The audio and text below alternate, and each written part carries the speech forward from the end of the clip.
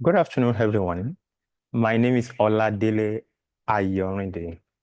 I'm happy to welcome you to the Organ House Concert and Seminar Series today. It's indeed a unique day, as you have seen it from the poster and from the narrative for today and the focus of today. To start with, for some of us who are used to this platform or some of our friends who have been joining us, and also some are definitely joining us for the first time. So it's important to also lay the context for them.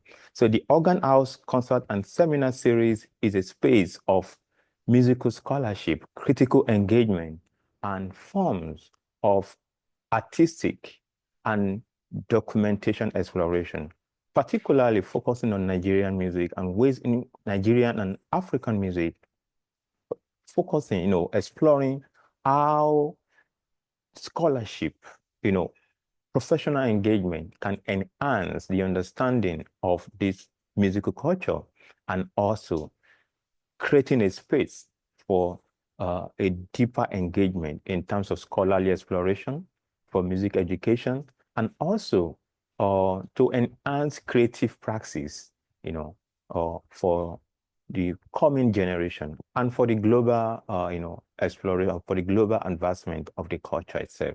I will discuss more. I will provide more context for the initiative towards the end of the program. But today's event, it's quite unique in many ways because we thought it is also good to talk about writing, particularly the concept or within the context of, you know, writing in music or the science of music. It is common for people to think that music is just performance, let's go and play, let's compose. Yes, if that's your approach to it, you are right. And on the other hand, there are other layers to it. What makes music? As we are going to explore today, music is both performance, it's also a context, it's also a story. It is also an embodiment of our everyday life that can be expressed both in its artistic form, in its historical form, in its documentation form, and also in its narrative form, which is the focus of today. I use the word narrative in a broader context, and I will definitely explore that as we move in this particular presentation today. So let's start from somewhere. So the business of today is departing from our usual seminar. And by that, I mean, this is not the usual seminar we used to have. So this is more like a new experiment, we can say initiative, that is targeting specifically on, Nigerian and African audience, particularly in those who are working in music and outside of music, to, to enhance storytelling, representation of African music generally. So because of that reason, I invite you into what I call writing board. So that is where we are going to have the conversation today. But also get ready. We are also going to write together. You are going to share your story. You are going to write. We are going to start something important today. All of you are going to write. We are going to do the writing together. But don't be afraid. I am used to the story, the common, you know, uh, ideology in this part, in some part of the world that music scholarship, publishing, musicology, to use that word now, is boring, is just on paper. Then the question is, what makes it boring? If you say musicology is boring, if you say writing music is boring, then the question is, what makes it boring?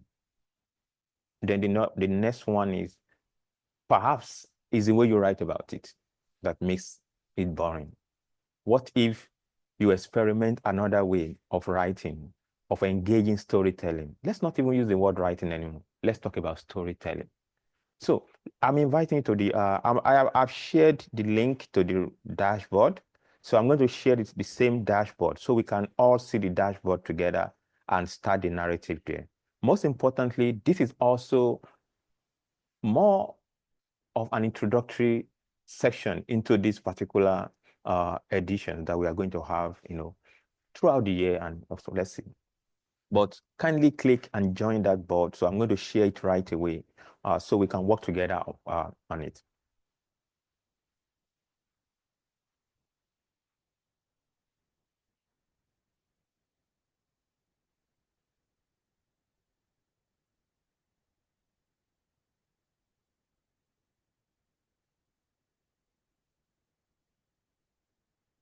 Yes.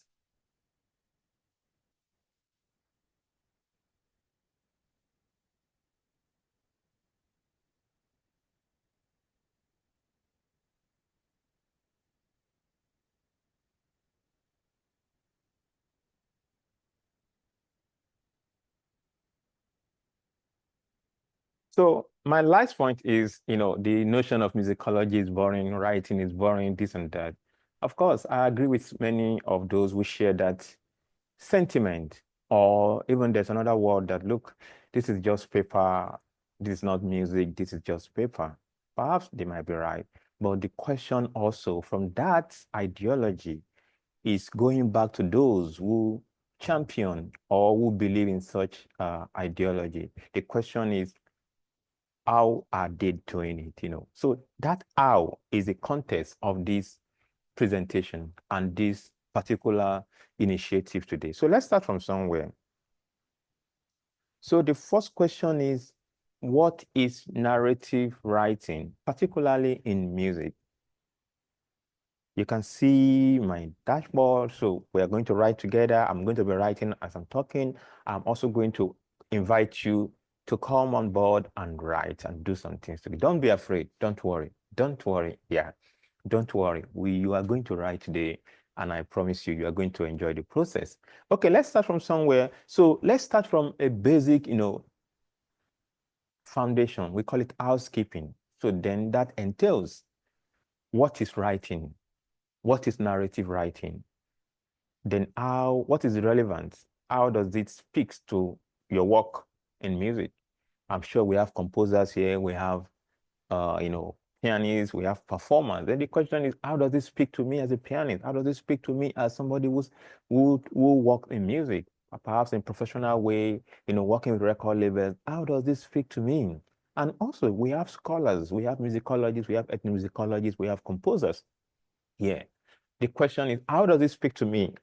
What, and so what? So let's do it. Then the first question to explore this and so what is narrative writing?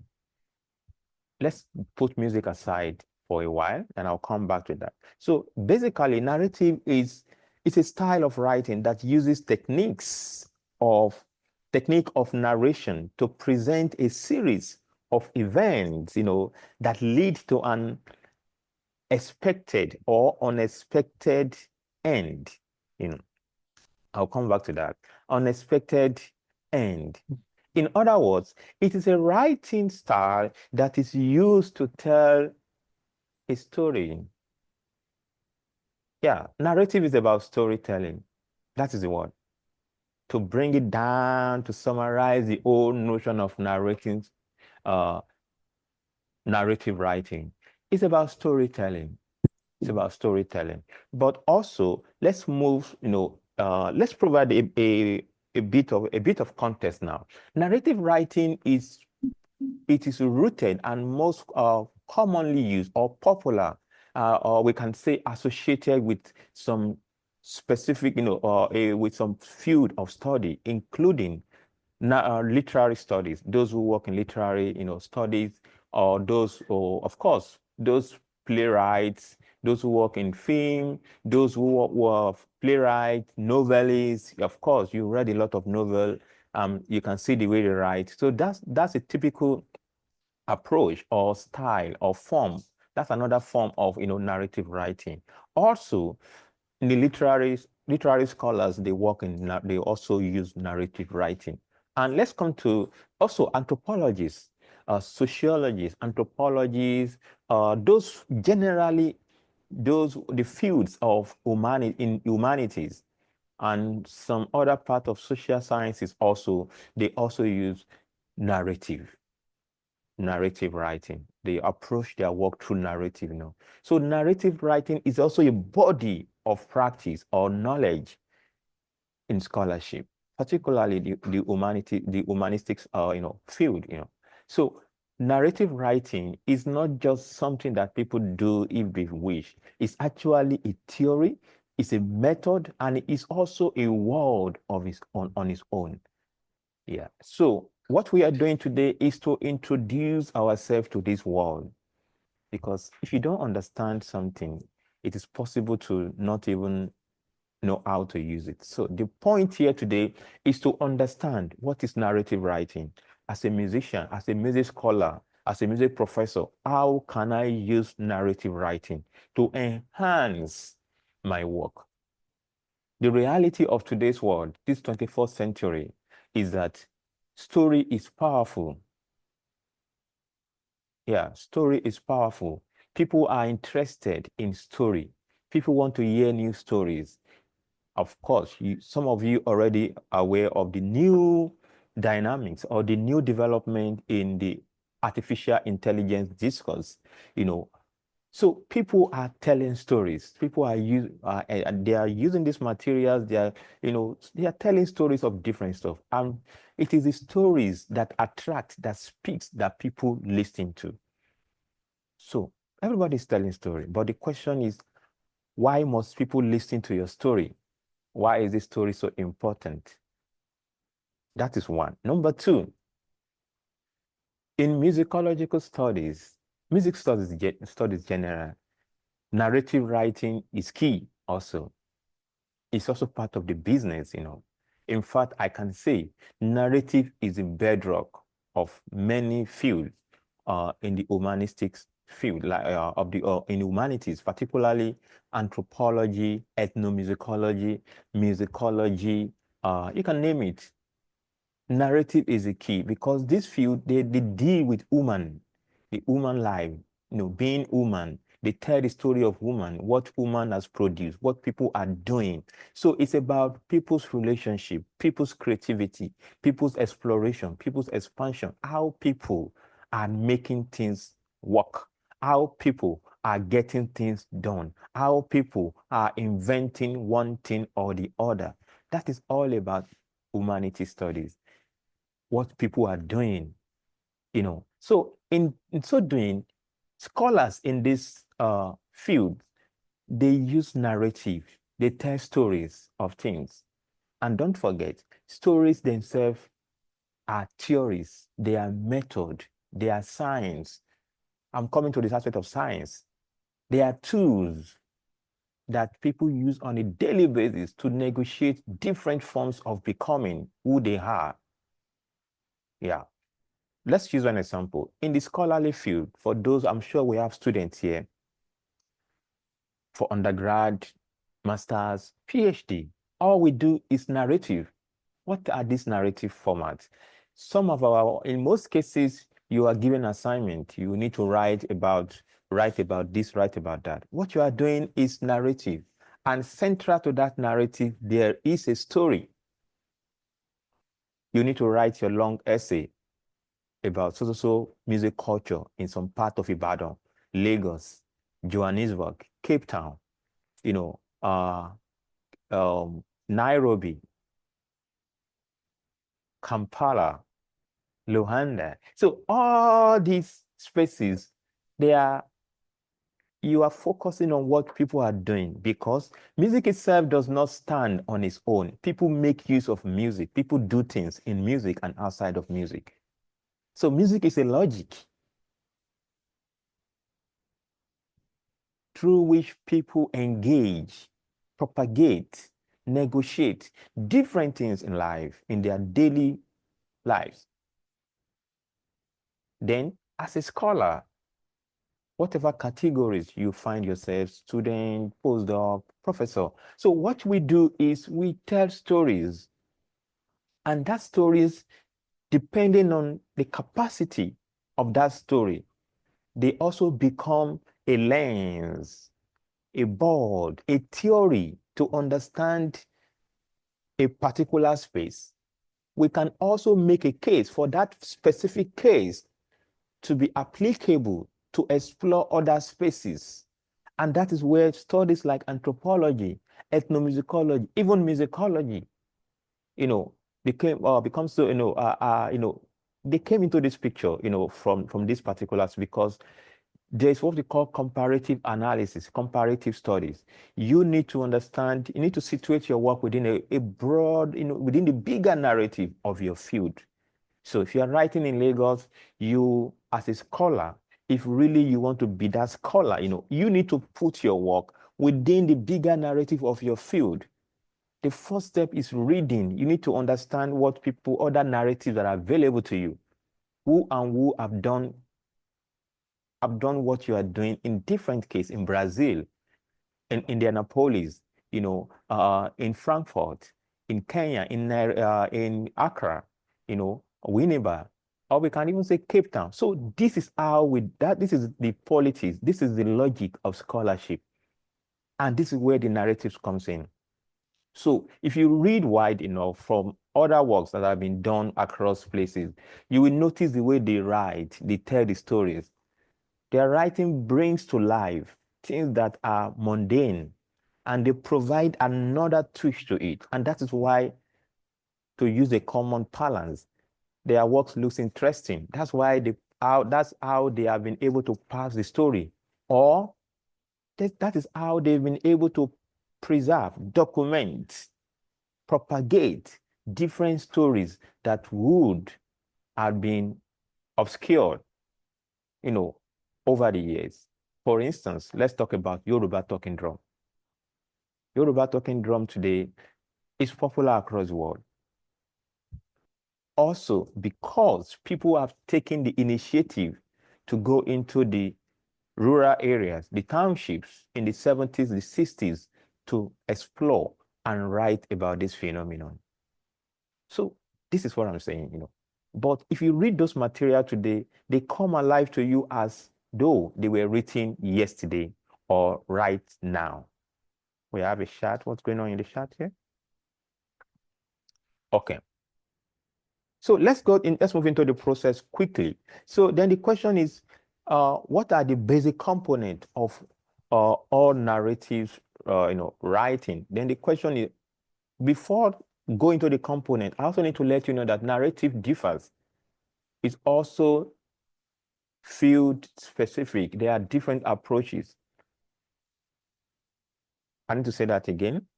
The narrative we're talking about also, they manifest differently across field or practice. The narrative in anthropology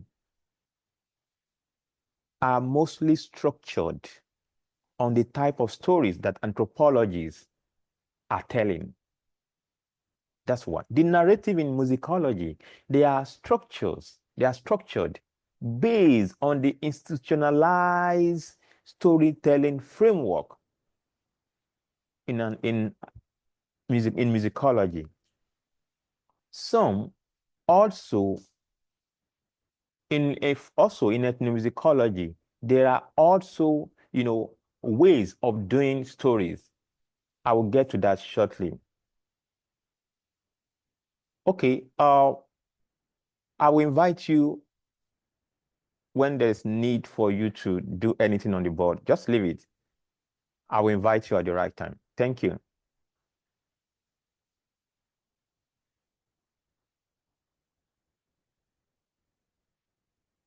So I will invite you when it's near. I will invite you. Don't worry. We are going to write together, as I mentioned earlier. We are all going to write together. We are going to do a lot of stuff together, So then let's move. What are the basic components? We have plot, we have character, we have conflict, we have theme, we have context. There are layers of ideas that we can engage in narrative writing. But today, specifically, I am focusing on musicological, anything that has to do with music narrative. If you are working as a business entrepreneur, in music, yes, the context is for you. If you are working as a student, as a professor, as a lecturer, as a researcher, yes, this is a context for today's workshop or today's session on narrative writing in music. So let's move forward now. Then the narrative itself is also not it's not a homogeneous entity per se, as mentioned earlier. There are types of narrativity or narrative writing, even in musicology. Let's start. The first one, we can talk about biographical writing. What are biographical writing? These are writings that tell the story of somebody. It could also be a personal story. We call that autobiographical writing. Yeah, we call that autobiographical writing. We talk, for instance, many of us, we are used to, we have read a lot of Western musical literature. We've read about Handel. Reading about Handel, he was born in so Saxony, he was born in this so year, his work is this and that and that and that. Then he moved from so place while I was there, he went to England. All these are key component of biographical writing. It's like, in other words, you are writing a biography of an entity, of a person, of a phenomenon, of a particular practice. So that is what biographical writing is all about.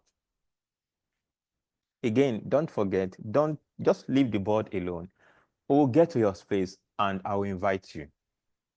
Yeah, thank you. Then the second one, we are going to, of course, have hands-on experiences, hands-on session on biographical writing as we progress in this particular series. So let's move to the next one is analytical writing. Analytical writing is simply, it's a way of telling a story, taking your reader into the context. It's like breaking down, trying to figure out the component of an entity.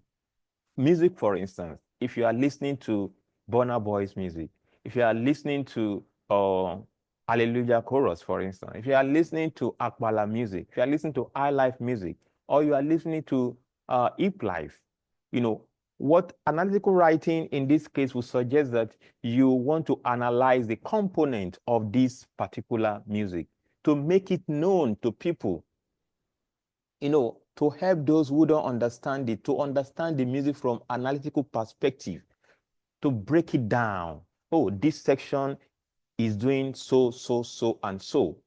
Then that section move into another section. In this section, he has used this particular material, these particular resources. These are component of analytical writing.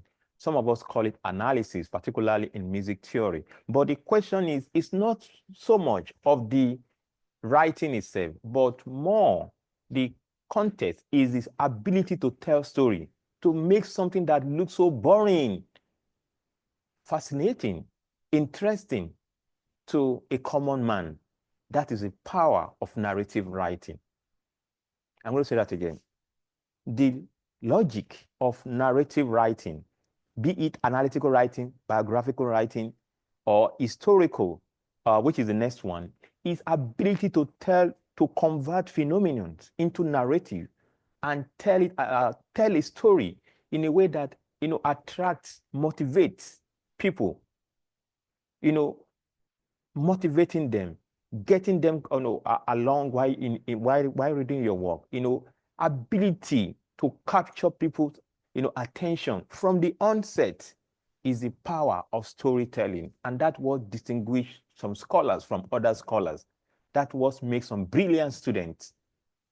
Sometimes it's not so much of the knowledge you have of a particular phenomenon, but the ability to tell the story, to make it known to the world with the simplest approach as soon as possible.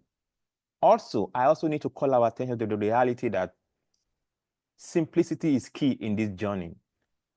Storytelling, narrative writing is also not so much of, complicated, grammars or big grammars. No, it's not about jargons.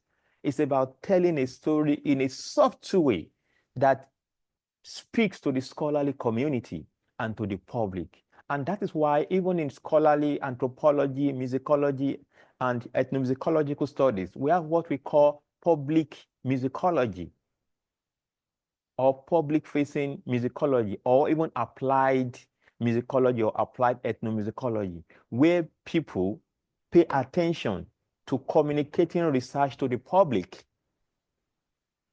Of course, what makes an applied musicology is not so much of the label they carry, or an applied musicology. It's not so much of the label, but so much of the ability to tell story. So those who don't carry the label can also function in that way. So it's the ability to make something so difficult, compelling, inviting to general public. And that material still holding on to its critical and theoretical and scientific component, making things simple, attractive to people without losing the scientific value of that material is the peak, is the value of storytelling in music. Let's move to the next one. Historical writing, of course. The story, the history of so music in so place. Those are historical writing. These writings, biographical, analytical, historical, they also have their own. They are also genre in their own case. So they are body of knowledge. So they are each of them works or apply or employs or different forms of narrative writing, which I'll provide a few examples today. And as we build up on the series, we are going to explore each of them one by one with case studies, and you are going to join in the process to contribute to the process and to also write also. Don't forget, it's about writing. We are going to do it together today. Get ready. So the next one is what we call ethnographic. Ethnographic writing is rooted in anthropology, sociology, and ethnomusicological studies. And it is not so much of a recent practice. It has been part of history, moving to places, explorers moving from the other world into the African world to explore other culture, to explore other people across the world. So the ability to move from other point of the world, going to the other world, their earliest form of ethnography. But ethnography itself was institutionalized in the 1920s by a guy, a scholar called Bralinov Malinowski, who is today called, is popularly known as the father of modern anthropology. Anthropology is the science, is the study of people and their relation to the environment. It's the study of relationship. And from anthropology, musicologists, and the earliest form of musicology, comparative musicology, borrow ideas. So ethnography is a method, is a theory, is a way of doing anthropology. So musicologists borrows this method in the early 20th century, and that is what became known today as ethnomusicology. So ethnomusicology and musicology, they intersect in many ways. There are also boundaries. They used to have boundaries, and today again we are back to that intersection. But let's break it down again. Musicology, in its classic sense, is a study of Western music, the story of Bach, particularly Western Europe musical culture, the Bach, Handel, Strauss, of today. That is musicology in its practical sense. Yeah, in its classical sense. But while ethnomusicology is the study of music, people making music, and music in culture across non-Western culture. That is just a very simplistic definition, though. Yeah.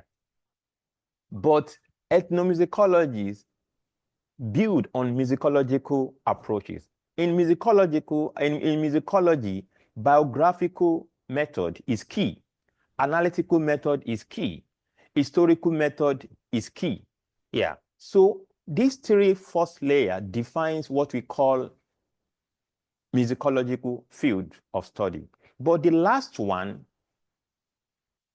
was the addition that some, scholars borrowed from anthropology, and they combine it with this, with the first theory, and that was the beginning, or the story, or the roots of what we know today as ethnomusicology. So ethnomusicology, in its basic sense, uses all, in terms of writing method and theory, draw from biographical approach, analytical approach, historical approach, and ethnographic approach. There's another one, performance approach, which is not here.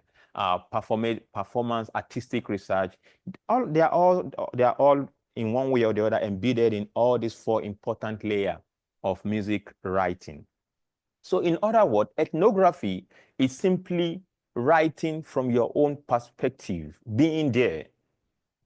Biographical writing, you don't need to go to the site of performance to write. You can get newspapers, go to the archive and see what people have done on a particular composer.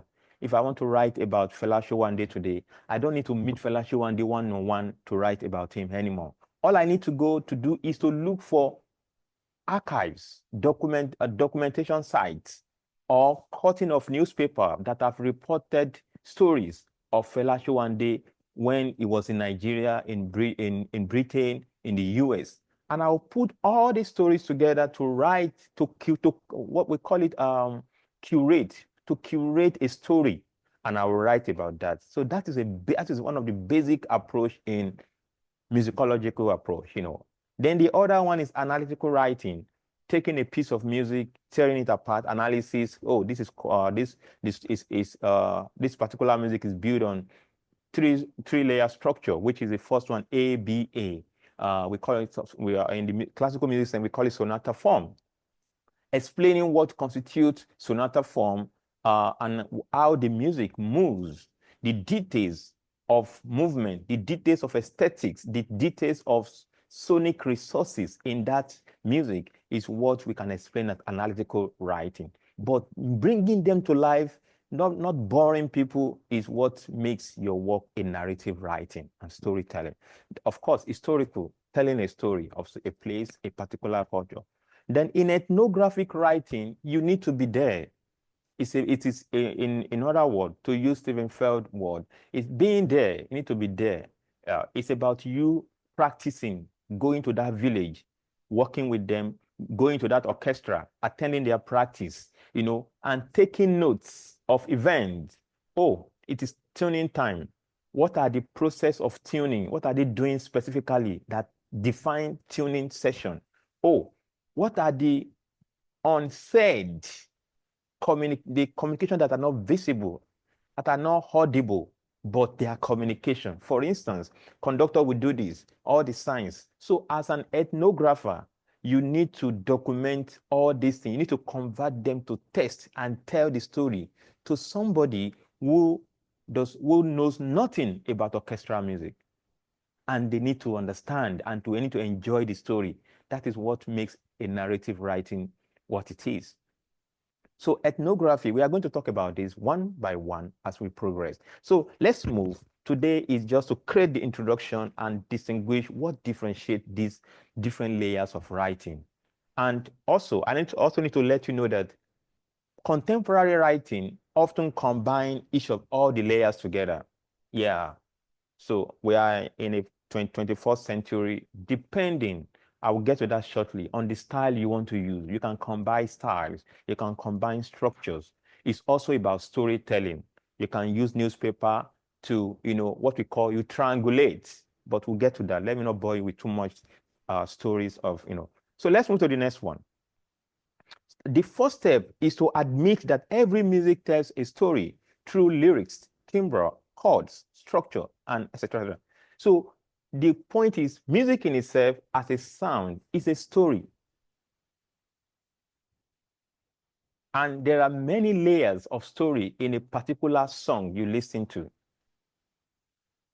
First, of course, we have many musicians on this platform today and those who will listen to this particular broadcast. We have, people who work in the hip hop, who work in jazz, who work in classical music. We have people who, of course, definitely, they are composers, analysts who analyze music. So the point is, even let's take from the song perspective.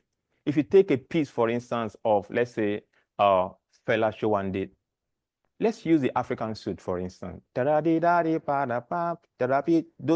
particular tune, the first one. So the point is, the song itself, men listening to it, there are layers of stories going on. There is story of that melody. There is stories of the artistic process of bringing in within the compositional rhetoric, the compositional language, how to bring things together to create a structure. That is a story. The structure of a musical piece is a story. I'm sure we have composers here, and that is why many composers will never agree with people that composition, anybody can do composition. They will never agree. They will challenge you because that is what they spend their life studying. Is this ability to tell story with basic resources in a structured way that is visible. That is why they won't agree with you that no, composition is a field. Because you have composed an arrangement of a song does not necessarily make you a composer. They will argue. They will argue. Do you know what? They are right. And why do I think they are right? It's simply because they have invested years of training in learning how to tell this story. How to tell story, how to create narrative with aesthetic resources, with compositional material, melody, structure, form. These are all story, multi-layered stories on their own. So they create this narrative. So listening to a whole composition, for instance, it's a combination of layers of many stories. So listening to it is a story. So we get different stories. For some, what appeals to them is the story of the melody. That is what appeals to them. They don't care about the lyrics of your choral composition. All they care, all that fascinates, that speaks to them, their emotion, that causes their emotion to being, is the way the melody moves from one place, from major tonality into minor tonality, and also going into some avant-garde aesthetics. That is what fascinates some people.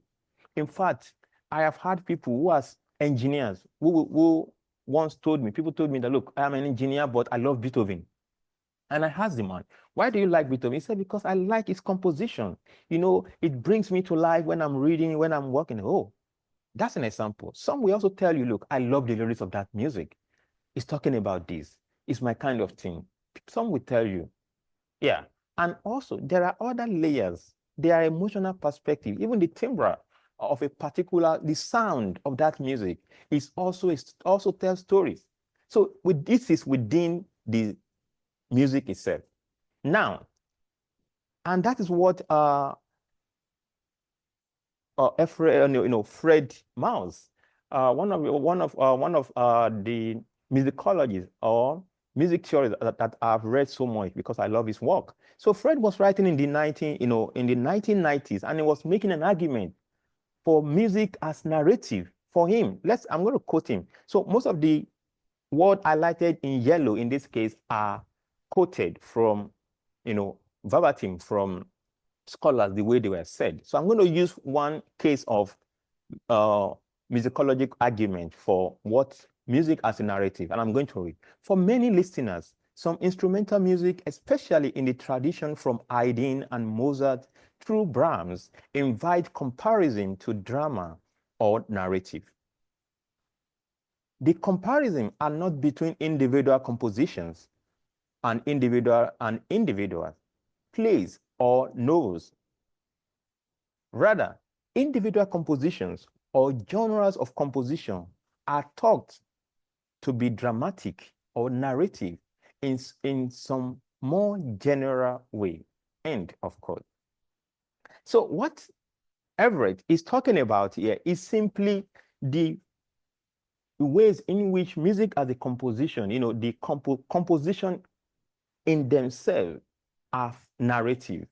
As mentioned earlier, composers will sit on their desk or in their lab or on their piano.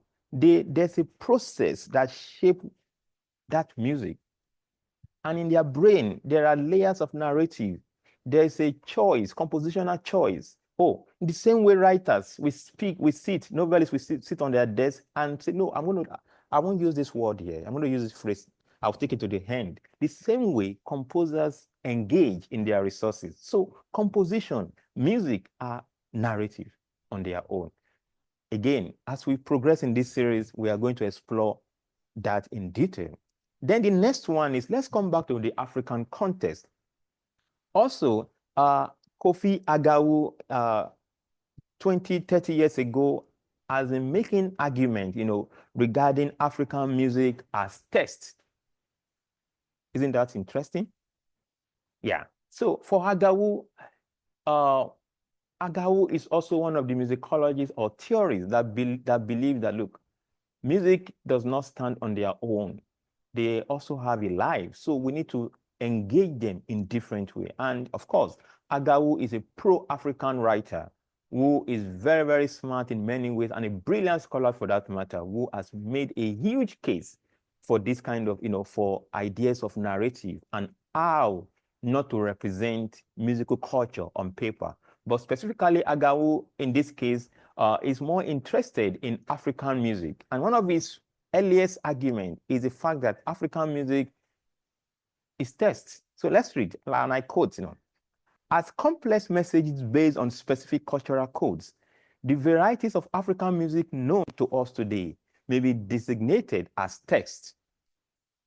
As text, from Latin tessera, meaning to weave as mentioned, weave, and meaning web or texture, is something woven by performer composers who conceive and produce the music dance, by listener, viewers who consume it, and by critics who constitute it as text for the purpose of analysis and interpretation.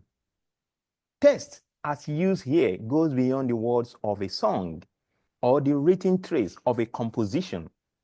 Performances of any sort can be conceived as text.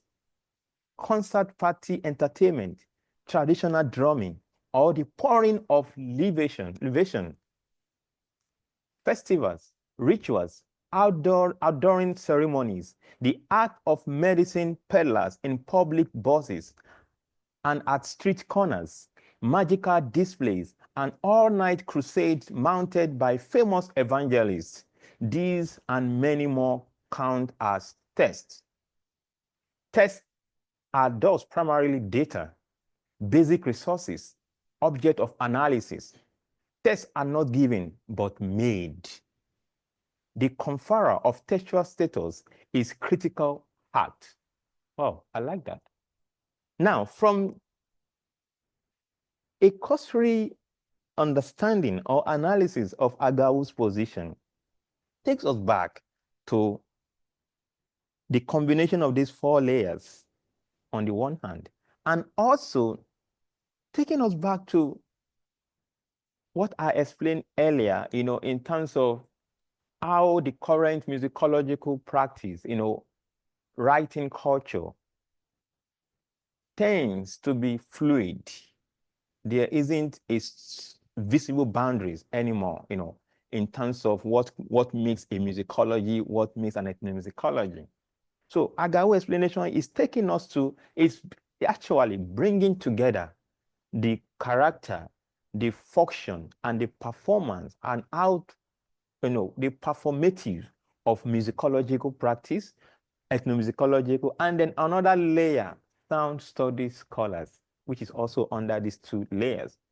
So the point for Agawu, from my own perspective, is simply that anything, text, music is a text on the one hand. That is a three-layer argument. Music is a text on the one hand. Then on the second hand, the production of that music is also a text. It's also a text, that we can write about, we codify. Then also our perception of it is also a text, how you perceive an event. And that brings us to ethnography, autobiography, history, historical writing. So Agawu, as mentioned earlier, is one of those writers that I really enjoy reading because If I'm looking for a particular way of doing things, Agawo will give you ×2 of what you are looking for. And that is what we've seen today in this particular quote. Then let's take a few musical details, from Agawo himself. So this is Agawo's transcription of E.T. Mensah's 205. It's an iLife album. So we don't have too much time to go into the details of this particular transcription. For those who, for a full understanding and engagement, you can just check Agawo's 2003 book, Representing African Music, page 195. You can start from, let's say, that chapter and the chapter on African popular music. Yeah, you're going to get a full picture of what Agawo is doing in this particular context. So this is the transcription. This is from Agawo himself. This is transcribed by Agawo from the recording. Then what is more important here is Agawo's narrative. How does Agawo represent this musical score, which is only accessible to music scholars like all of us here, most of us here today? Then this, in my opinion, is the beginning of the logic of storytelling. This is a particular way of storytelling. Transcription is a storytelling also, because we transcribe based on our understanding of that form. And like he said, this is Agawo's narrative of that album, transcribing it. Then this is a layer, a type of narrative, which is not open to the public. We can call it institutionalized narrative in music studies. But how does Agawo make this visible to people who are not music literate like him or many of us here? So let's move on. So as I'm quoting again, this is Agawo explaining his transcription and the music in the context now. As shown in example 6 to 205 begins with a 4-bar bass guitar introduction. Itself divides into 2-bar phrases, mapping a move from tonic to dominant and back. You see that? That's the narrative of what we have here on this paper, which many we call a component of music analysis, which is a skill that those who engage more deeply with musical analysis or train in that format, this is that kind of narrative. But I find Agawo's, approach distinct in many ways, because Agawo has a way of telling stories, that often, engage the reader. Good. Then the trumpets enter with a catchy tune. Please note that word, a catchy tune. I will get back to that shortly. With a catchy tune, essentially an elaboration of a simple, perfect cadence. Yeah, let's move. Okay, let's dwell on this for a while. So I'm going to read again, and I'm going to analyze this from a narrative writing in music perspective now. So as shown, 205 begins with a 4-bar bass guitar introduction. Itself divisible into 2-bar phrases, mapping a move from tonic to dominant and back. The question is, if you close your eyes and imagine what Agawo, after reading this, you close your eyes, you imagine, do you think you can picture something in terms of music or people doing something? I think I can do that. Yeah, if you close your eyes and imagine, okay, is there any picture?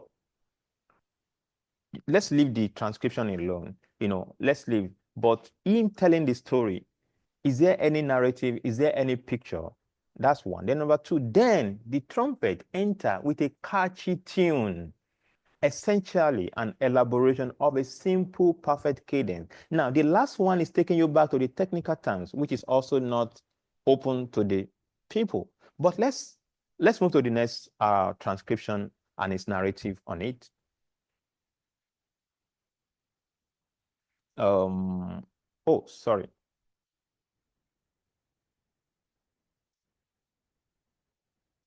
Yeah, so the next, we move to the next transcription. The next transcription is from the same album. Then let's see is narrative again. Examples 6 to 30 hypothesis a model and 2 successive variants, the second of which bring us right to the surface of 205.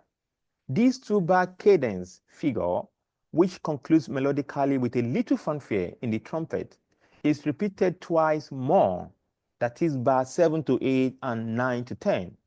In bar 11, the melody reaches for its highest note, F, and begins a gradual descent spanning 6 bars, that is bar 11 to 16. The fanfare figure in bar 16 is an echo as well as a preface to the repetition of the cadence figure. The voice enters the first time. Okay, the voice enters for the first time in bar 18, where our sketches breaks off. Yeah. I'm going to throw a question. We have 2 narratives here. The first one, as you can see, it's not highlighted. That's intentional because I want to create it. Now, the second is highlighted. The question, why am I highlighting the second and not highlighting the first? It's simply because they are not the same.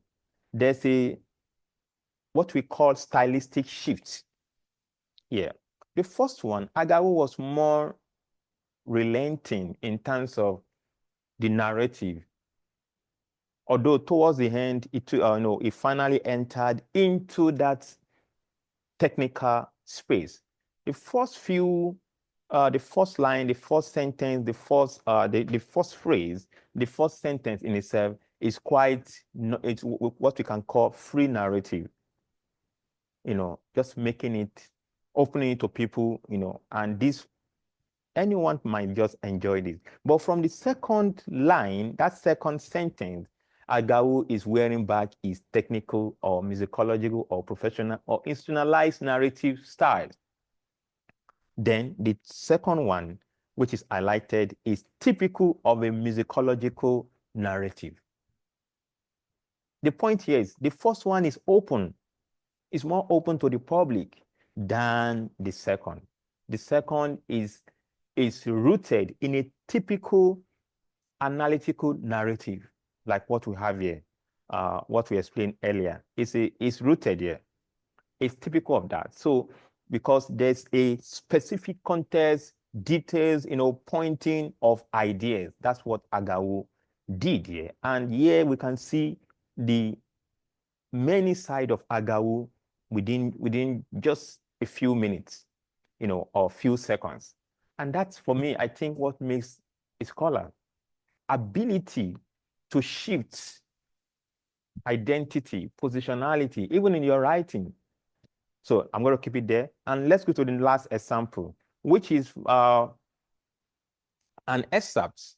Now, the first one, what we just read, the example from Agawu and the example from Mouse, is simply it combines musicological, music theory, and analysis narrative for music writer now. Then the next one is ethnomusicological. I talk ethnographic presence. We call it ethnographic presence. Yeah. So this is from my own work, and I'm happy to share and also get your feedback on this. So in ethnographic writing, there's something called ethnographic presence.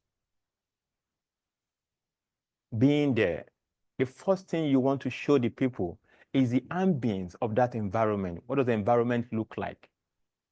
Who and who and who and who.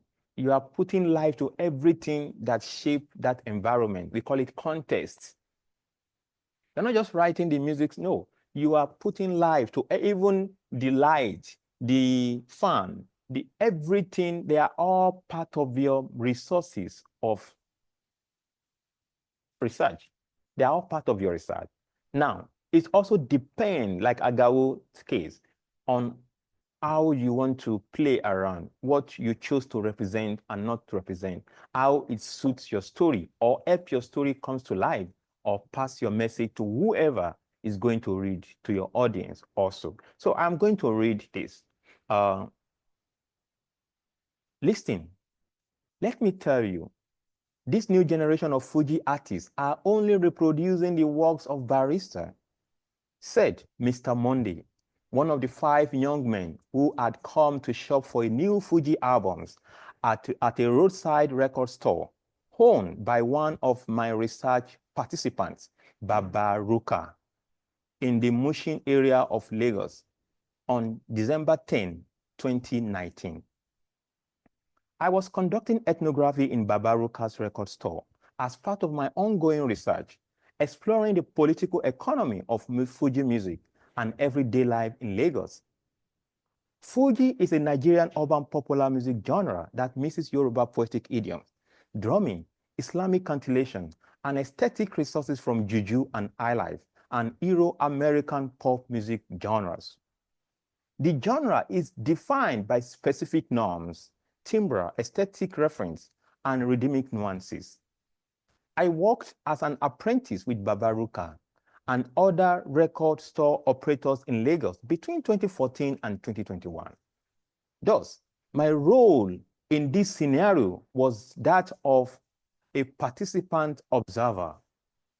Mr. Tunde, another of the five men at the store, responded, even in death, Barrister still lives through his educative songs.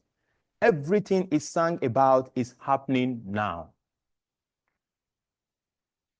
The exchange was about Sikiru Ayinde, Barrister, popularly known as Barrister, of course, and the educational and social impact of his music on people's everyday life. The exchange also referenced the long-standing local debate among Fuji music fans around the creator of Fuji music, the Fuji genre, and who is the best Fuji musician. This debate is common among different factions of Fuji fans, and it is a crucial component of Fuji's social world, end quote. Now, this is another type of narrative writing in music. This is ethnography, also putting history, listening with history, and also introducing a genre, putting myself in the position also. This is what defines ethnographic writing, being there, telling us who and who.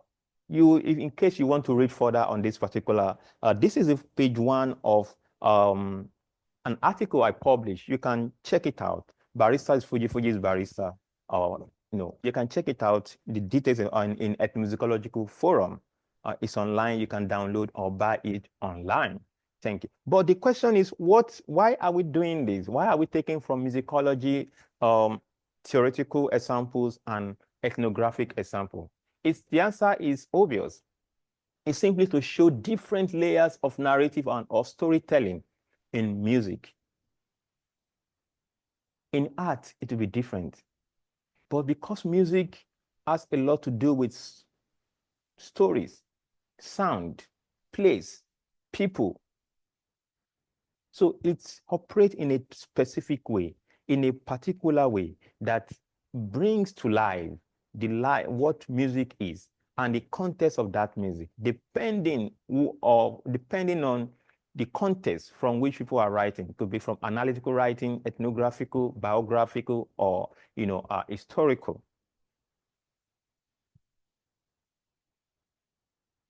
So I want to stop now and just push a few questions to us. We can't finish everything today. This is part of what we are still going to. Then the question, what is the element of a strong of musical narrative? The first one here is the structure. That is the beginning, the middle, and the end. Then the context, setting the scene for musical tradition or history, the people, in the case of ethnographic writing. Then the voice and perspective. The question is, who is telling this story? From which vantage point? From which positionality? Who are you in this story? What is your position? Are you a scholar? Are you a composer? Are you a performer or a researcher? Or a researcher that is also a performer? We need to see these. These are all elements that shape narrative writing. Then the last one here is style. You can see in the case of Agawu, you can choose to mix, different styles. The question is, you are passing message. Your style helps in, in putting a kind of order, how you dish out, how you, tell the story, and how different audience are going to receive the story. We are going to explore all this in this process. Then techniques of writing engaging music narrative. Okay, writing from sound is our own content. The question is, how do musical experiences, translate, into words, using the question, okay, let's leave all this. We'll come back to all this one.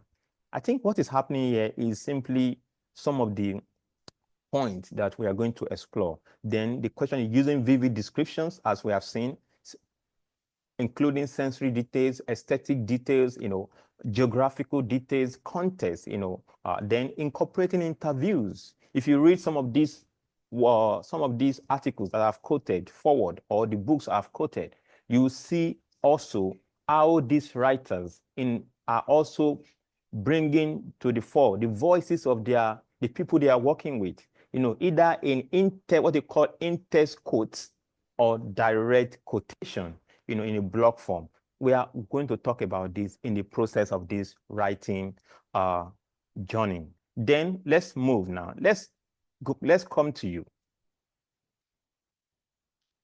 I think let's pretend as if, there is no theory and you just want to, let's say we're from the basic understanding of what we have now. So the point about narrative is about creativity. It's ability to create on the go.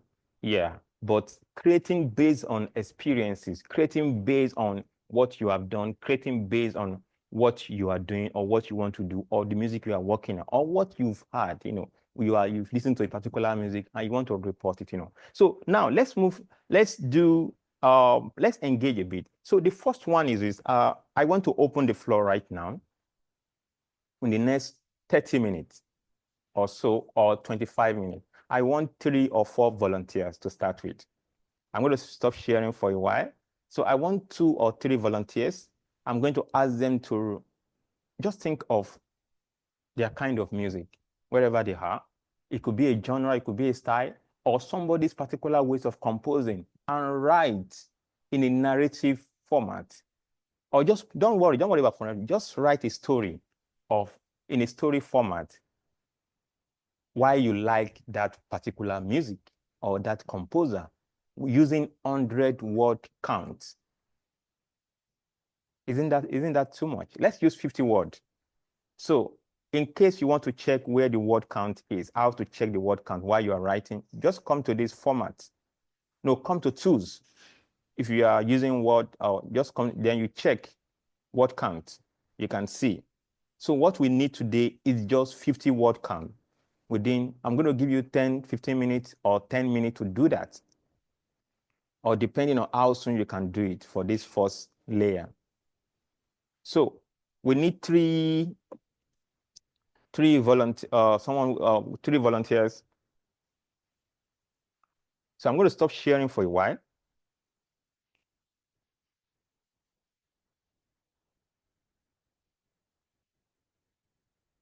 Okay. So you can raise your hand or, just signify if you're interested in this. Yeah. Then we can then follow your writing and see how we want to. It's about storytelling. That's the idea. Then when you write, I will respond I'll put a kind of comment and see, and also open it to our friends. Then that will help us to, get into the Q&A section. Then we'll now discuss what's next. Oh, sorry.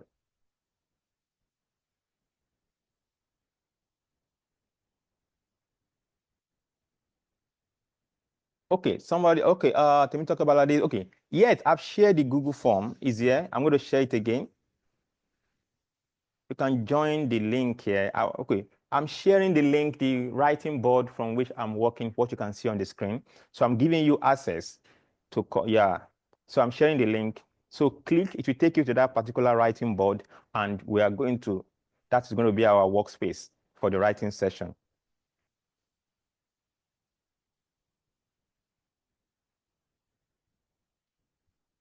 You can write it there or just submit it there. So we have one, Tope Obalade. Who else is willing to jump in? Who else is willing to jump in? I know we have questions, of course. We are going to get to that section shortly. Who else is willing to jump in? Writing. Look, for now, don't worry. Praise Ajayi, good. Please jump in, get into the writing board. Let's see. That's two. We need two or more. Thank you, Praise Ajayi. Okay, you can join the writing board and write. Now, this is the prompt. You are going to write 50-word count, telling a story or narrating why you like a particular, it could be a particular song that you know, name the song, or a composer.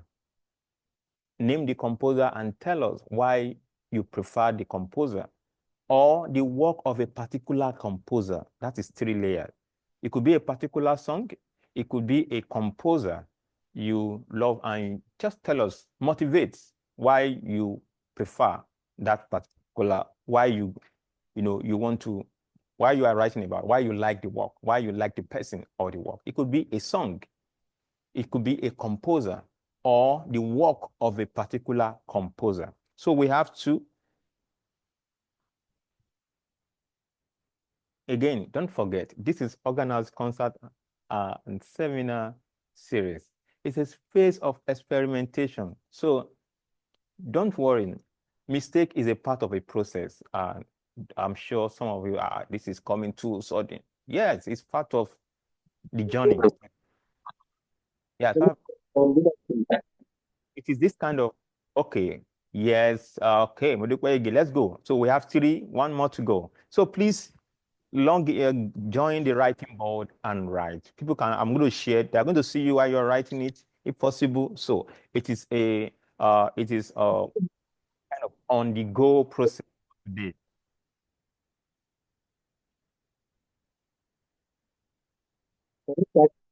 Can you hear me now, bro? Can we have one more? One more, one more, one more, one more. Who is willing to jump into the process? So that's the first one. Let's see.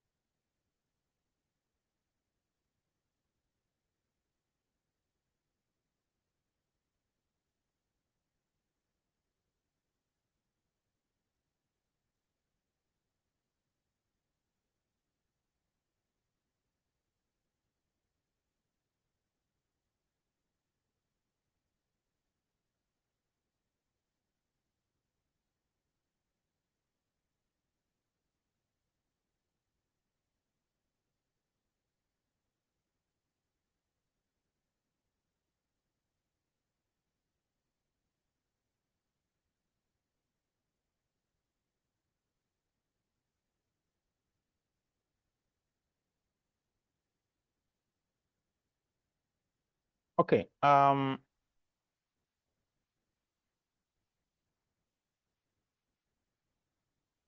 Yes. Thanks so much for for those who volunteered. Yes, I can see you are busy working. While you are doing that, we still have room for two more people to join to volunteer. Then as soon as you are ready with this, then we'll go back to that. We'll use your material also as part of our analytical tools to get into this notion of writing in music. Yeah.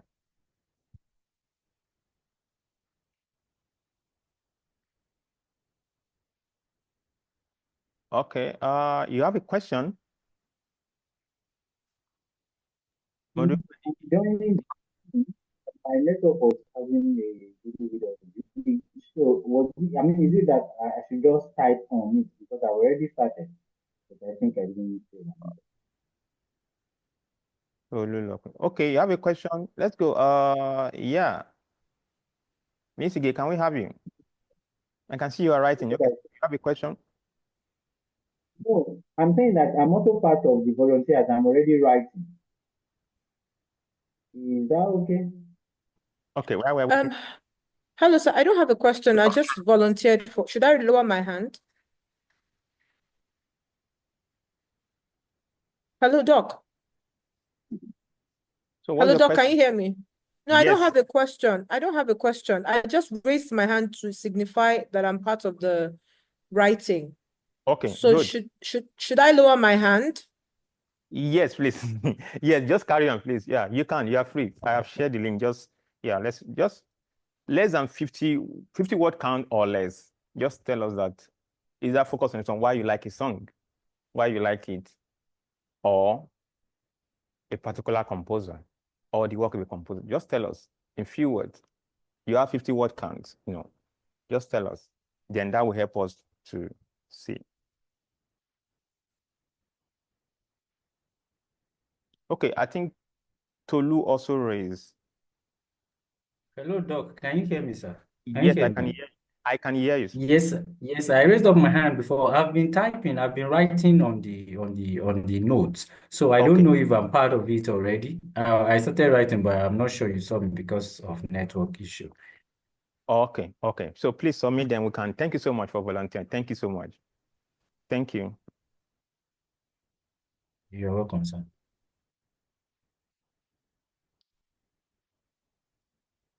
And kindly let me know as soon as you are done. Then we can make it open to everyone. Then move to the next level. Kindly let me know, please.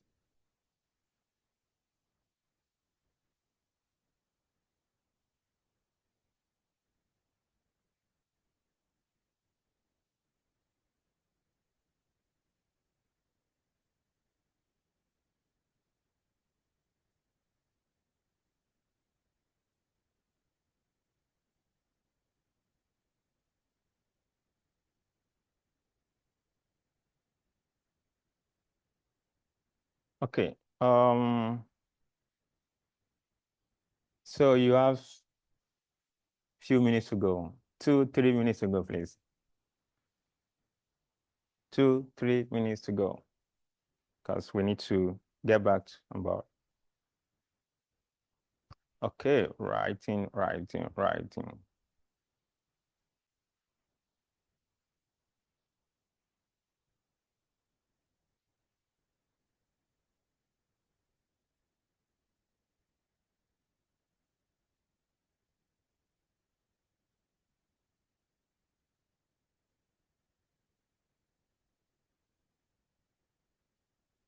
Okay, 1 minute to go. As like 1 minute to go, 1 minute to go, 1 minute to go. Thank you. I know writing sometimes can be doubting, but thank you for volunteering. We need to do this so we can get to the process we're driving at today.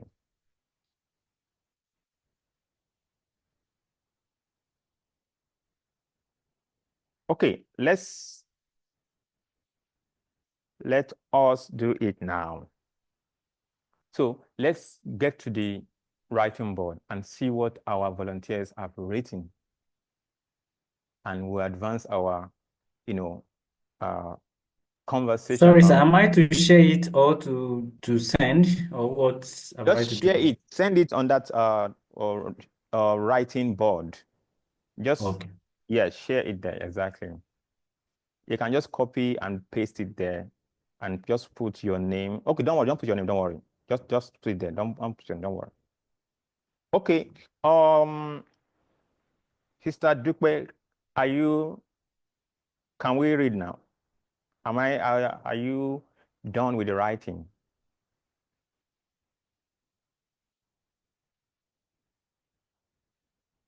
Okay, I'm going to share the work writing board away, right? Again, then we are going to quickly do this.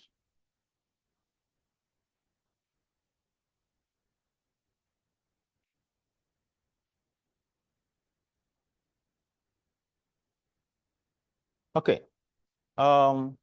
Okay, thank you. Kindly copy and paste your writing on the writing board right away because we need to work with them right now. Our friends, colleagues are waiting online to see, we need to progress quickly. Okay. Thanks so much for volunteering for this particular exercise. I know it's difficult for someone to just call you on the spot, come and write or come and sing. It's the same thing, but this shows a kind of, thank you so much. We appreciate the process. So can I read? Hello, can I read? So I'm going to read the first one. The first one reads, please, I like Ayo Oluranti's work titled I Go Dance because of his artistic ingenuity to bring our African rhythmic strength to harness two pianos with choral work, perhaps through piano, I don't know, yeah. Also, he brought the dancing skill through the rhythmic flow of the work, blending two pianos with the choir. Oh, I like that. I'm going to read again. Okay. I like Ayo Oluranti's work titled I Go Dance because of his artistic ingenuity to bring our African rhythmic strength to harness two pianos with choral work. Okay. Also, he brought the dancing skill through the rhythmic flow of the work, blending two pianos with the choir. Okay, let's talk about this. So this is a narrative, of course, on the spot, but it's also a good case to talk about narrative writing. So one thing I can see here in this particular example, which I find very interesting, of course, because of the subject and there's a subject here. The subject here is Ayo Oluranti's work. That's the subject here. Yeah. Okay. He brought the dancing skill, of course. But the question, okay, I have a few questions. And I also going to put a few things now. I'm going to rewrite this particular thing for you right away. I will write this particular one. I'm going to write.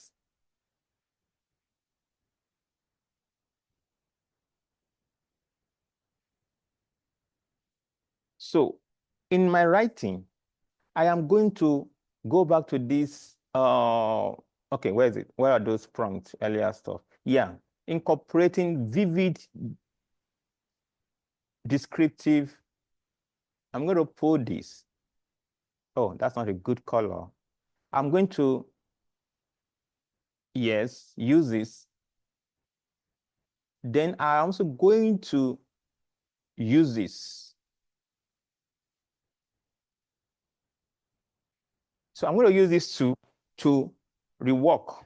Now, before reworking it, this is a good one, and thanks so much. I must be sincere with you. Thank you so much. So the point is, yeah, yes, you introduced Ayo Oluranti's work to us, but from my earlier experience or example to you, we also need to know who is this Ayo Oluranti, even if it's just with a particular, with a phrase, who is Oluranti? you spoke about Oluranti's work, but we haven't seen Oluranti in the picture. You only told us what he did. Of course, that's a prompt. But as a narrator, as a writer, if you're talking about somebody's work, you also need to spotlight them. Who is this Oluranti? Is it from China? Is it a Chinko person, a Chinko, somebody from Hong Kong? Or is it somebody from South Africa or somebody from faraway Australia? We need to know. Yeah. So the point in narrative writing is that there's no assumption. You need to cover every length.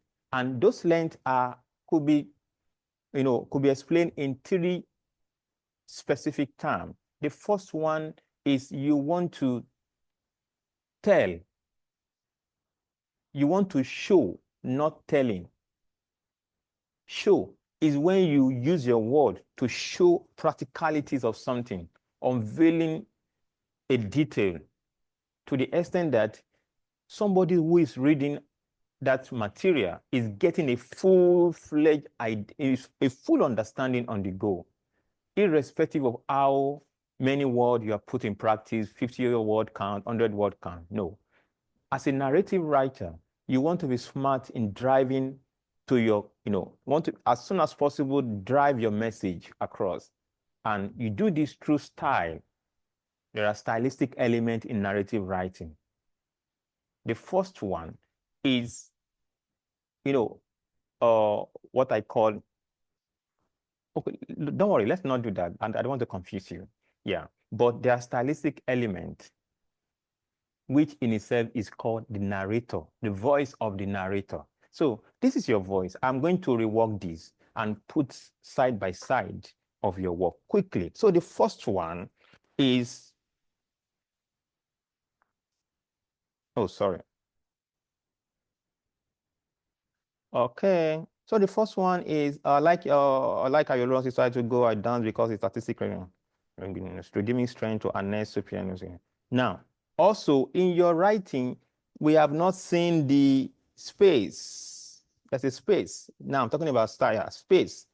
Where is this happening? You need to take us to the space. In the space. Okay, let me just put it this way. Space. Context. The person in question, need to unveil that person to us. The person, then what again? We need a space. Where is this happening? Even when, where? Okay. Where is this happening? Yeah, I think those 5 points are, So we want to see, let us know about the space. Take us to that space. And I'm happy that you are even using a performance context, you're talking about a performance, So what is the context of this? We need to see the space. Is it happening at the Royal Albert Hall? Because context also shape our choice. Context shape our choice or space. If you have seen a beautiful choral music stage at Agege Market, because of the acoustic, lack of acoustic or whatever, the general ambience of the space, you might not like that piece of music. In fact, the music might not even come to you in its classic sense of value. But that same music, listening to it somewhere, let's say Royal Albert Hall, or even Muson Shell Hall or Ajib Recital Hall, you would definitely get some nuances that will further tell you more, draw you to that material. So in narrative writing, we want to see all these myths, you want to draw them out. You want to show them as soon as possible. They are your tools. I was talking about style the other time. They are your tools. So I want to put this in context now, just a quick one. The same way you were taking on the spot, I also want to do that for myself. So for you to see that, okay, so the first one is,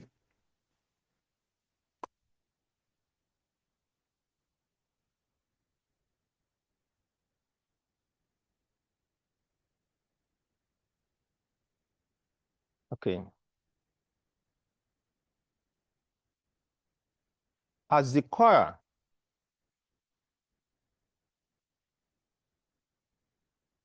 okay, let's do this. So let me start with this way.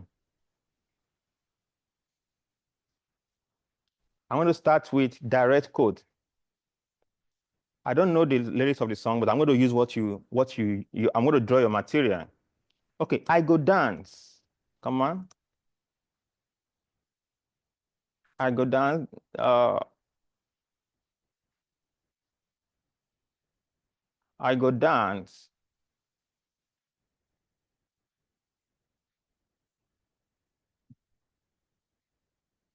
Filled the hall.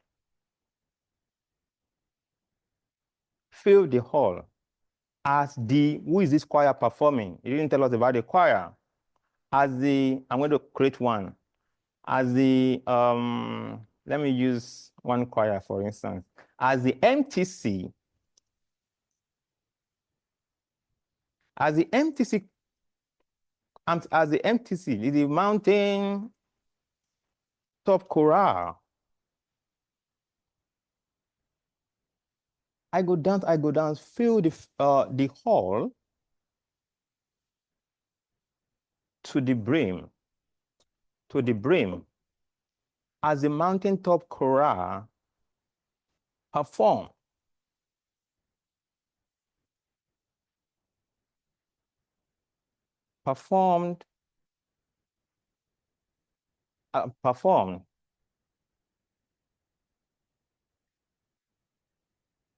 the hall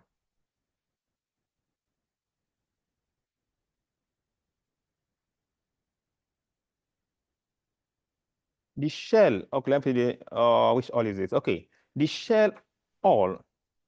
Sorry, let's use the ajib.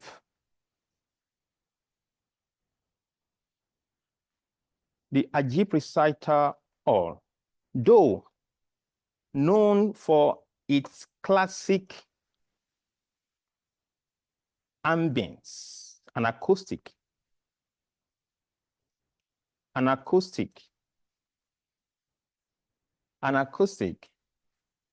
has not recently been filled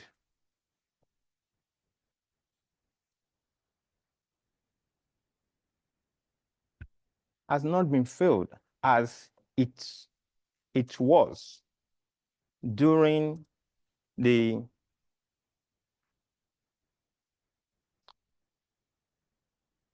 so concert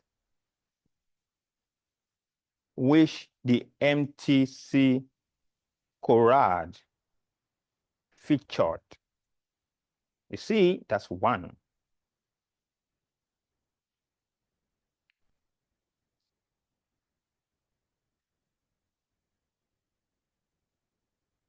The song in question is I Go Dance, composed by Ayorinde, a Nigerian composer and theorist, for instance, who had studied with Akin Uba,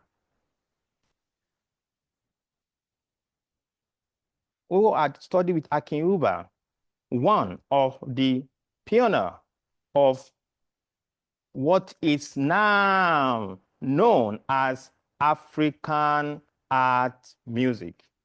Olurunti is one of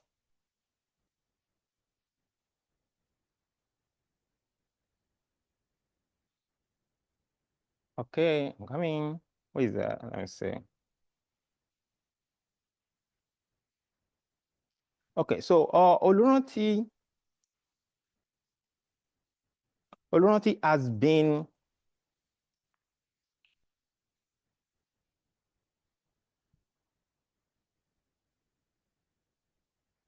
Olurunti is popular not only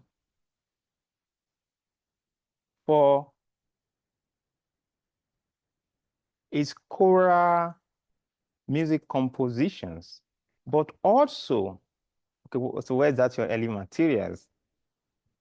Also for its artistic ingenuity. Okay, don't worry, don't worry. Also,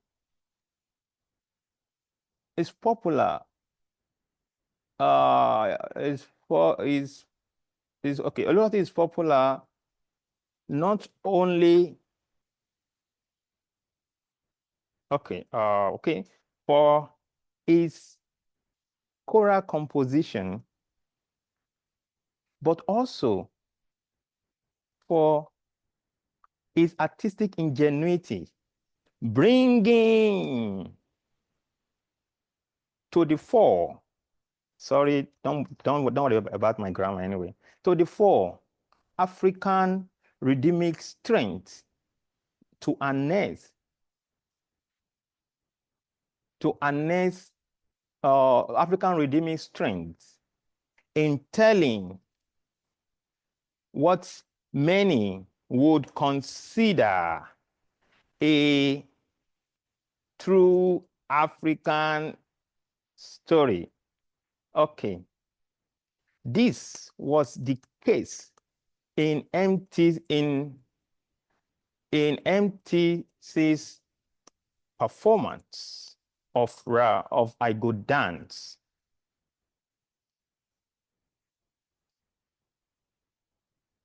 A song which was particularly composed for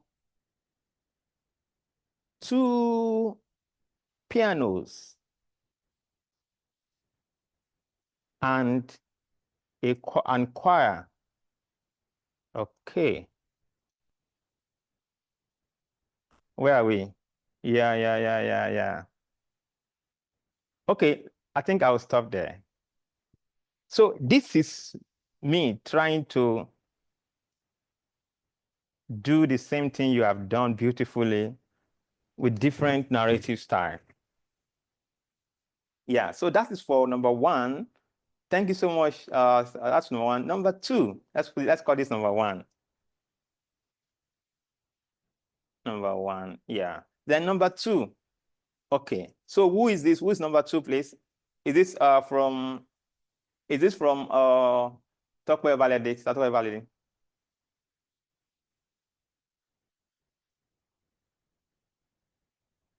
So who wrote? Okay, the second one is Rabata, and I read. So the first one, okay, I'm going to read the second one, which Rabata is a song I cannot stop listening to, and the reason is not far-fetched. Great. I have always been a fan of Dr. Oluron's composition, and coming across the mountaintop chorus performance of the song in South Africa on YouTube was an amazing experience. Rabata is an unaccompanied piece written for SATB. What made this song interesting to me was the neatly knitted relationship between the backhand bass, okay, the middle voices, and the front end. The harmonic structure and dance included by the performing choir made it all interesting. In a nutshell, the performance of the song is African music at its best. Please, who is this? Is this Dr. Valade? Huh? It's me. I'm the one, sir. Elisha. Oh, Mr. Elisha. Great. Thank you. Okay. Yeah, we can see the hand.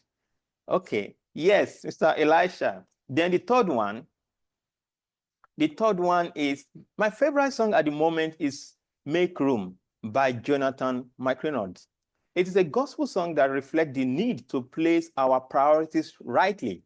The theme of this song is creating time for Jesus. However, it transcends our spiritual priorities. It reminds me of the concept of scale, of preference in economics, how it is essential to make our plans accordingly in order of importance and value. Okay, who is this? Thank you so much. Who is this? Please, who is It's this? mine, sir. It's mine, sir. Praise. Praise. Okay, Praise. thank you so much, Yes, sir. Praise. Hello, Okay, Doc, please, please. I put my own in the comments section. I wasn't able to put it on the dashboard. My own, okay. yeah. I thought it's the one I was responding to. No. Please just check the comments section. Okay, The wow. chat, the chat, Okay. please. Thank Thank you, you sir. so much. Yes, people are responding. We thank God. Okay, great, great, great, great. I'm going to check right here. I'm coming. So we have a few, okay, comments here. Okay, I can see it. Thank you so much. Thank you. Oh, we have a lot going on here. Thank you so much. Thank you. Thank you. Yes. So the next one, okay, Mr. Adejugbe Ademuyiwa. John, I know as a composer, organist, conductor, and music administrator, has used his agency to influence the development of church music in Nigeria. He was the music director of the Apostolic Faith Church for about 50 years. Many of his products are all over the globe, moving church music forward. Great. Thank you so much. Thank you. Now, okay, where's the one from Sister Duke? Let's go back. I'm going to stop sharing so I can come. So I will be able to copy, or let me see. I should be able to copy. Copy your, so let's see. Okay. Okay, great one. Okay. Good, good, good, good, good. Okay, I want to share again so we can show you, can continue the process.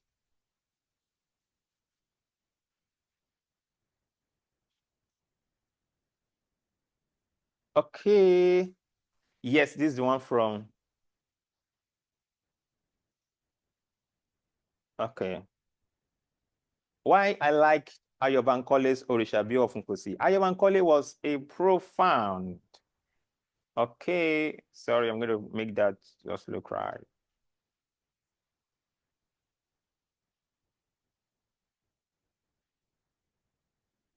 Okay, so then who owns this? Whose writing is this, please? Is this from Mr. Tolu?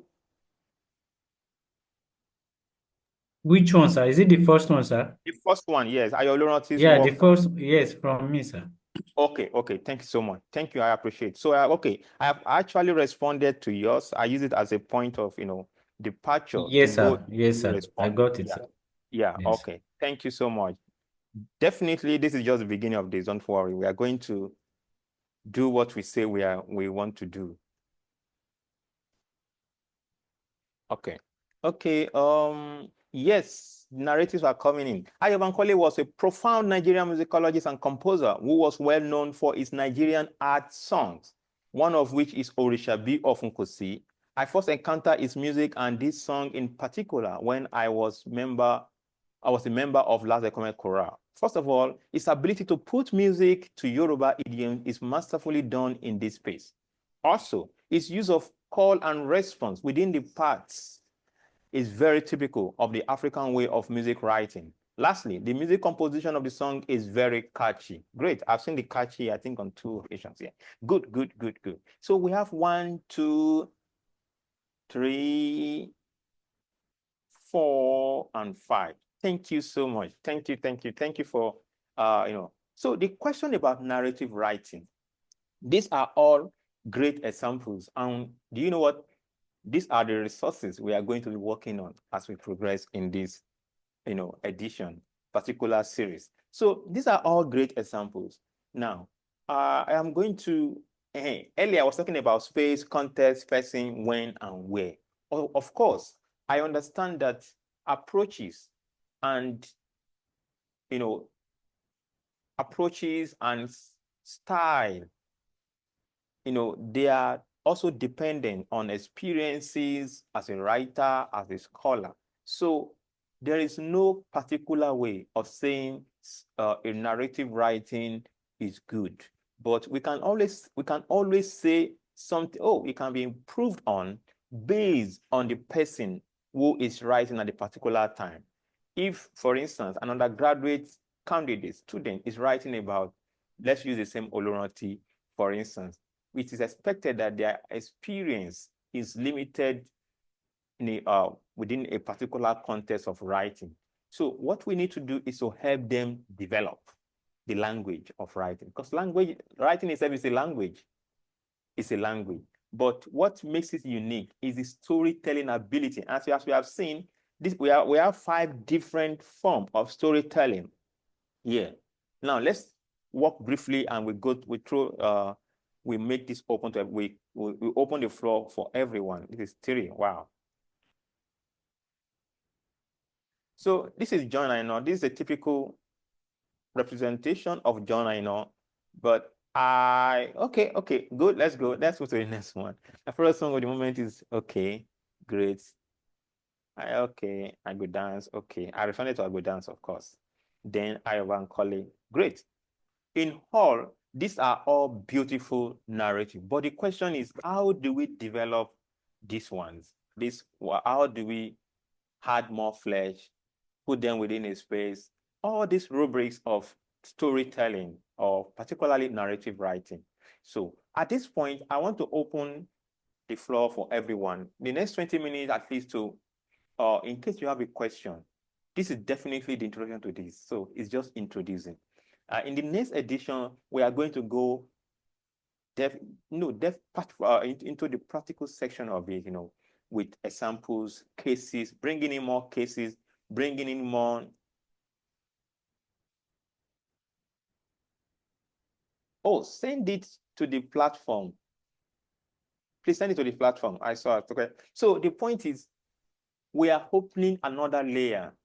And this layer is very important, not only for academic reasons, but also to help people in terms of writing and how to represent, the kind of things we do, particularly as a music scholar. And particularly, in the Nigerian context, I'm, interested in that. Students' ability to write, represent what they say they want to do. And also, this will definitely enhance the general scholarship, and how we represent things on paper. So I am let's open for 20 minutes, and perhaps you have a question. Then we'll take it up from here, from the next edition on writing. I want to invite some of us who might be interested. In case you are interested, we have a platform on writing. Now, this is from the organ house perspective anyway. So you are welcome. We invite you. I'm going to share the link to the platform right away. So you can join us. We've been doing a lot of this in the last few, recently. So I'm definitely inviting you to join us. I'm sharing the link to that space right away.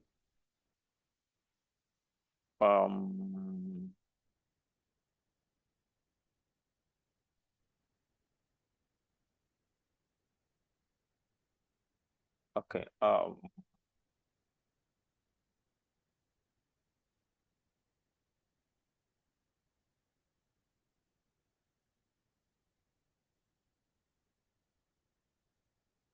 Okay.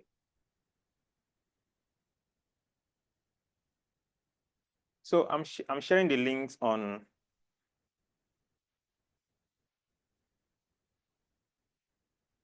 I just share the links now to everyone. You can join the organ house writing lab.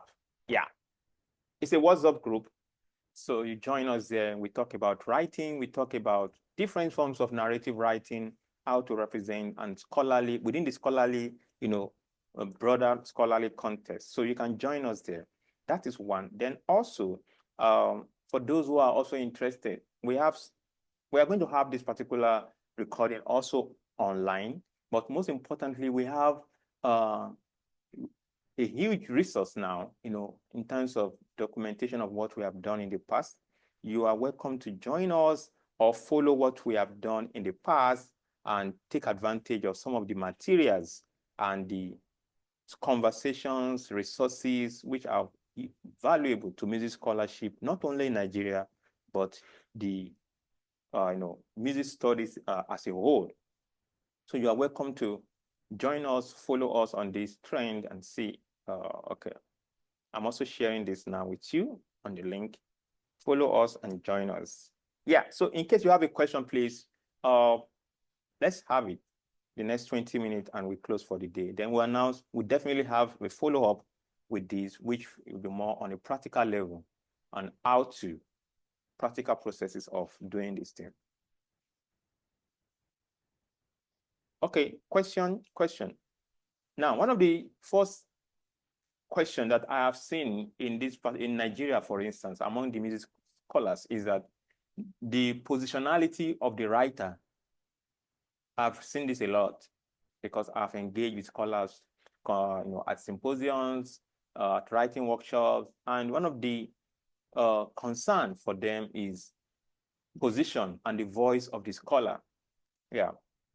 So people write in third person, and the scholar said this and the scholar said that, instead of, of course, like I said, I have mentioned earlier, there's no one perfect way of doing things, but there are ways in which we do things that bring value to that things we do, particularly in the case of music writing or writing in music.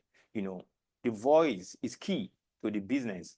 And I have seen most of the examples I've shown you in terms of Agawu, even my own case. So, for instance, ethnographic writing cannot be written in third person. It must be in the first person. You were there. It's about being there. It's about narration of what you see, what happened. Artistic research cannot be in the third person, cannot be in the second. It must always be in the first person. I composed, I played, I sense it this way. Those are the things that shapes the experiences that shape writing, your narrative, in this context. Also, in terms of music theory, of course, that is different. That's a different case.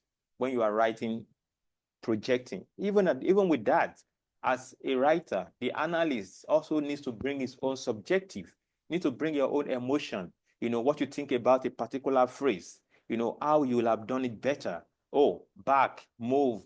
Instead of using a Picardy third, I will have made it the normal, I will have allowed it to stay. Those are the things that, as a scholar, the writing voice enables us. So, but again, this is to open the floor for everybody to announce this particular series. The next session, we are going to go into focusing on specific areas, specific contexts, and address them. But the ultimate value is to help people write. Yeah, is to help people write, ability to write, not just writing, tell story, Yeah. So in case you have a question, we have a few minutes to go, then I'll be willing to, or we can open it up for our friends and colleagues.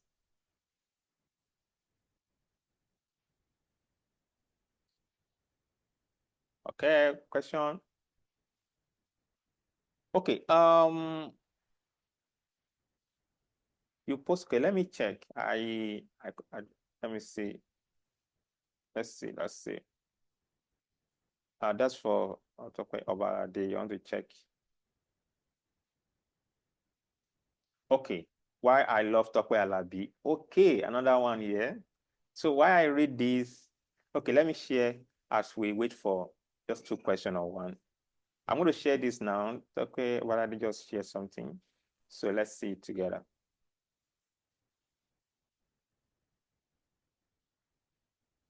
Okay, for her, why I love Tope Alabi. I first had my childhood experience captured in a song, Morikwe Ega by Tope Alabi, while I was a teenager, and it felt like the person must have known me from somewhere. The fact that she also bears my name made it even more certain. Imagine my surprise when I got to know that this woman was just singing as inspired, and it had nothing to do with me. And that revelation made me love Tope Alabi even more. She narrates stories, paint pictures, and use Yoruba morphologies in very relatable ways to my young mind. Oh, beautiful. Thank you. Yes. So these are all resources for our next meeting. The question is, how do we now convert this into a scholarly narrative? What makes it a scientific writing? Yeah, this is just a narrative, which is part of what we call ethnography, or personal experiences, But the question is, how do we now make it a scholarly narrative without taking away this particular humanity that it embodies, or taking away the emotion of the writer, and also not taking away the value of what it represents? but also allowing it to stay within the scholarly idea. That is our next focus. Yes, I'm going to stop sharing again as we take question. In case there's a question, then we'll push it forward from there. Any question? Question. So this is not a question, but I noticed you didn't write my own name on my own comment. Yes, so I just really. It's because I saw your name already. Okay, I think your name is there. Sorry about that. Pardon me. Okay. Okay. Pardon me. I'm just doing that away. Elisha. Okay. Thank you so much for calling my attention to that. So I've done that already. Thank you. You can just check on the, So any question, any point? So from here also, in that same writing board, you are welcome to go there and tell us what you would like to see, what areas you think you want us to address. Yeah, you are welcome to do that. Go to the writing board. Just tell us, can we talk about this? Can we address this? I am working on my research. This is what I am going through. Can we talk about it? I have done A, B, and C. This is what I want to improve on. Can we focus on this? Please do that. It will really help us to channel our focus to what is the essence, what we aim to do. Yeah. So please let us know. You want us to work on this and this and this. You want help in this area and this area. You would like to expand your ideas on this area and this area. And what you want to do. You are writing a doctoral work, you are doing this. Just tell us so we can know how to put the context when we are curating, as we are curating the edition and the series now. Thank you. So any question as we move forward? But the key thing is writing. I'm sure many people are writing thesis, they're writing doctoral dissertations. I think this is a place to be. Call your friend, let them know about this space. The agenda is to empower you to write, even beyond your thesis. The thesis is not the motivation for writing. It shouldn't be the motivation for writing. Writing is part of what you do as a scholar. Even as a business person, you write proposal. The question is, what distinguishes a good grant application from the other one? Is the narrative, ability to pass the message. That's what distinguishes. Some of the best, one of the biggest grants that has been won in the last, let's say, 5 years, they are not the biggest ideas in the world. No, they're not the biggest idea. Most of the greatest ideas are not being funded because of the narrative are not compelling. Those who are reading your narrative are not going to, they don't have time to think about the value of your work. All they have time to think about is your narrative, how you represent that value, how you contextualize, put flesh and meat in it, for them to see why they must listen, why they must spend their money on you, on your project. The same goes for doctoral application in the US, Europe, South Africa. You're going to write a motivation. You write statement of purpose. They don't know you. That is your first interview. In fact, that's your final interview, because you are going to write in a narrative way why you think you are better than the 200 candidates who has applied. So that is the logic. So that is what we are doing. Also, you are pitching for a business somewhere, in a bank, whatever. They are meeting you, they are meeting your idea on paper. The ability to tell the story of that idea and put it in their face. This is why you must listen to me and leave the other person alone. That lies in the power of storytelling. That is what we want to focus on. To tell stories. Stories are powerful. Any question as we close for today?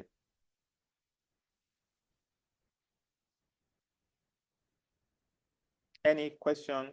Okay, thank you, everyone. It's been a long day today. It's been, you know, another moment, you know, another season, another era, another series of the Organ House Concert and Seminar Series.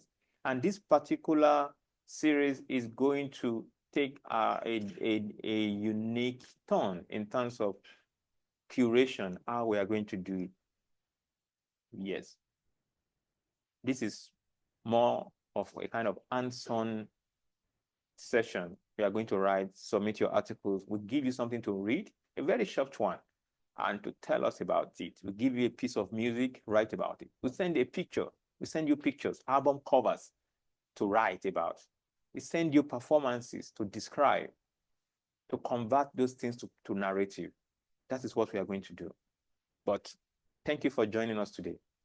Thank you for joining the session, and thank you for particularly those who volunteered. Thank you.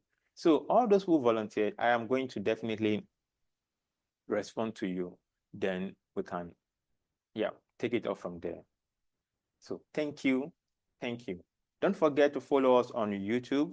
Follow us and join the Organized Writing Lab. Presently is a WhatsApp group. Join us. We talk about writing. We discuss writing. We discuss many things there. But it's all about writing. Yeah. And of course, you can also, I'm sure. Any question? Okay. Yeah, in case you also want to study for postgrad or undergrad, why not? Join us at the Organized Music Department, Mountain Top University. Most of people responding today, they are from the graduate studies here. We are also looking forward to having you. Thank you so much. So since there's no question, thank you. See you next week for another edition of the Organ House Concert and Seminar Series. Bye.